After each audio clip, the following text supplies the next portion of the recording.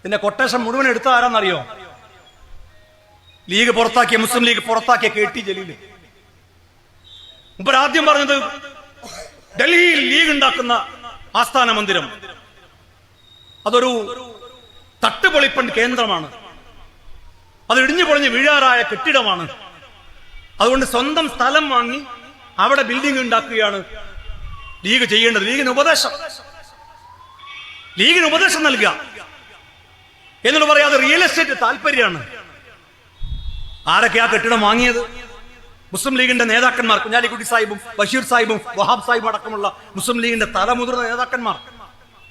അവരെയാണ് real estate ഏജന്റാക്കി ഇയാൾ ചിത്രീകരിച്ചത്.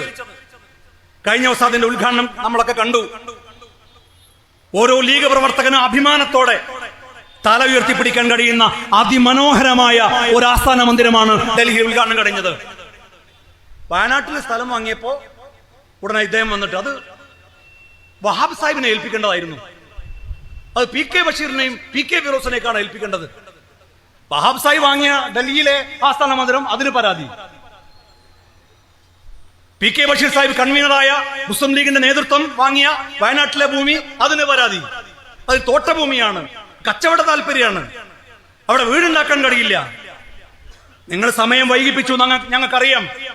ആ പാവങ്ങൾക്ക് ലീഗ് വീടുണ്ടാക്കി കൊടുക്കാൻ വേണ്ടി തീരുമാനിച്ചപ്പോ ആ വീട് നിർമ്മാണം അടക്കം മുടക്കാൻ വേണ്ടി തീരുമാനിച്ചവരാണ് ജലീലും കൂട്ടരും. അവിടെ ദുരന്തം ഉണ്ടായിട്ട് ഒരു കൊല്ലത്തിനിടയിൽ ഒരു ദിവസം പോലും വയനാട്ടിലേക്ക് അദ്ദേഹം കയറിയിട്ടില്ല. എന്നിട്ട് അവസാനം ഈ ലീഗിന്റെ ഈ പണി മുടക്കാൻ, ഈ പാവങ്ങൾക്ക് വീട് വെച്ച് കൊടുക്കുന്നത് മുടക്കാൻ വേണ്ടി അദ്ദേഹം വയനാട്ടിലേക്ക് കയറി പത്രസമ്മേളനം നടത്തി. ഒരു മാധ്യമ സ്ഥാപനം കൊടുത്തില്ല വാർത്ത. കൈരളി അടക്കം ലൈവായിട്ട് 1 മിനിറ്റ് കൊടുത്ത് കട്ടാക്കി കളഞ്ഞു. കൈരളിക്ക് പോലും വേണ്ടാത്ത ഒരു വ്യക്തിയായി അദ്ദേഹം മാറിയെങ്കിൽ അദ്ദേഹം ആലോചിക്കട്ടെ. എന്നിട്ട് ഇപ്പൊ എന്റെ വീട് അളക്കാൻ നടക്കുക. ഷാജി സാഹിബിന്റെ വീട് കുറെ അളന്നു, ഇപ്പൊ എന്റെ വീടും സ്ഥലവും. 2009 എങ്ങനെ ഫിറോസ് വീട് വാങ്ങിച്ചു, സ്ഥലം വാങ്ങിച്ചു? ഞാൻ കോഴിക്കോട് ലോ കോളേജിൽ പഠിക്കുക. അന്ന് ലോ കോളേജിൽ പഠിക്കുന്ന സമയത്ത് 10 സെന്റ് സ്ഥലം വാങ്ങാൻ കഴിഞ്ഞിട്ടുണ്ടെങ്കിൽ നിങ്ങളുടെ ഇടതും വലതുമാകത്തുള്ള ആളുകളില്ലേ രാഷ്ട്രീയം തൊഴിലാക്കിയവർ, ആ രാഷ്ട്രീയം തൊഴിലാക്കിയവരെ പോലെ അല്ല ഞങ്ങൾ, രാഷ്ട്രീയം തൊഴിലാക്കിയവരല്ല എന്ന് നിങ്ങൾ മനസ്സിലാക്കിക്കോ. എന്നിട്ട് വിജിലൻസിന് ഒരു പരാതി, ഫിറോസിന് കൂലിയും വേലയില്ല. എന്താണ് കൂലിയും വേലയും? ഒരു ഭാഗത്ത് പറയാ ഫിറോസിന് കൂലിയും വേലയില്ല, വേറെ ഭാഗത്ത് പറയാ ഫിറോസിന് ടൂറിസം ട്രാവൽസ് ഉണ്ട്, വില്ലാ പ്രൊജക്ട് ഉണ്ട്. ഒരു ഭാഗത്ത് ഇല്ല എന്ന് പറയാ, വേറെ ഭാഗത്ത് ഉണ്ട് എന്ന് പറയാ. എന്നിട്ട് അതിലാരും ചേരരുതെന്ന് പറയാ. ഏഷ്യാനെറ്റിൽ ഞാൻ PK ബഷീർ വിളിച്ച വാക്ക്, നിയമസഭയിൽ വിളിച്ച വാക്കൊന്നും ഞാൻ പറയുന്നില്ല. പക്ഷേ ഏഷ്യാനെറ്റിലെ വിനു വിളിച്ച വാക്കുണ്ടല്ലോ, അൽപ്പൻ. ആ അൽപ്പൻ എന്ന പദം കേരളത്തിൽ ആർക്കെങ്കിലും യോജിക്കാൻ കഴിയുന്നത് ഏതെങ്കിലും വ്യക്തിക്കുണ്ടെങ്കിൽ അത് അദ്ദേഹമാണെന്ന് വീണ്ടും വീണ്ടും തെളിച്ചുകൊണ്ടിരിക്കുക. നിങ്ങൾ വിജിലൻസിൽ പരാതി കൊടുത്തു, നിങ്ങൾ അതിനു മുമ്പ് എവിടെല്ലാം പരാതി കൊടുത്തു?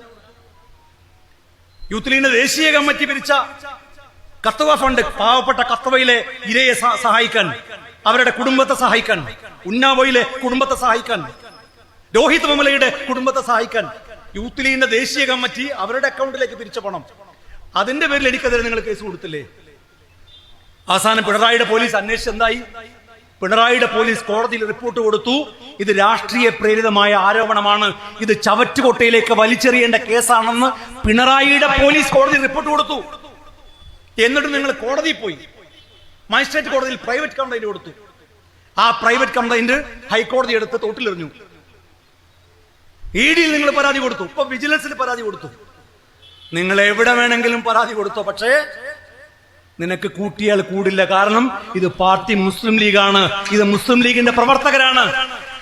KT ജലീലിനെ പോലെ, അദ്ദേഹത്തിന്റെ കൂടെയുള്ളവരെ പോലെ